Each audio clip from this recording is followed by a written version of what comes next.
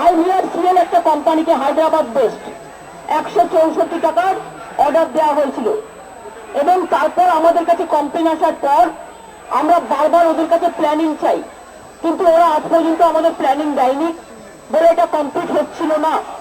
যাই হোক, যা ঘটেছে এর তো কোনো ক্ষমা নেই। যারা দোষী তারা অ্যারেস্ট হবে এবং স্ট্রিনজেন্ট অ্যাকশন নেওয়া হবে।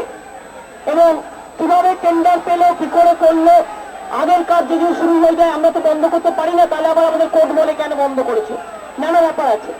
যাই হোক, এটার অ্যাকশন হবে। আর দুই হচ্ছে যে পরিবারগুলো, আজকে পরিবারগুলোর পাশে আমরা আছি।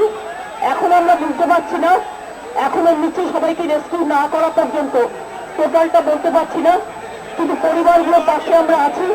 যারা মারা গিয়েছে তারা তো মারাই গিয়েছে, কিন্তু তবু তাদের পরিবারগুলোর ব্যাপার থাকে। আর যেহেতু ইলেকশন সামনে এবং ডিজাস্টারের ব্যাপার, ডিজাস্টার গভর্নমেন্ট করতে পারে, রিহ্যাবিলিটেশন রিলিফ অলওয়েজ করতে পারে, তাই সব মিটিং বাতিল করে আমরা সবাই এখানে চলে এসেছি। কারণ এই সময় সবাই বাইরে ছিল। আমার নিজেরও আজকে দাঁতন কেশিয়ারি খড়গপুর দলে মিটিং ছিল, আমি সমস্ত মিটিং আজকে বাতিল করে দিয়েছি। কি রিলিফ করা হবে, রিলিফের কাজটা এটা আমি চিফ সেক্রেটারিকে বলছি, তিনি বলে দেবেন আহত এবং নিহতদের ক্ষতিপূরণের ব্যাপারটা। সরকার সিদ্ধান্ত নিয়েছে যে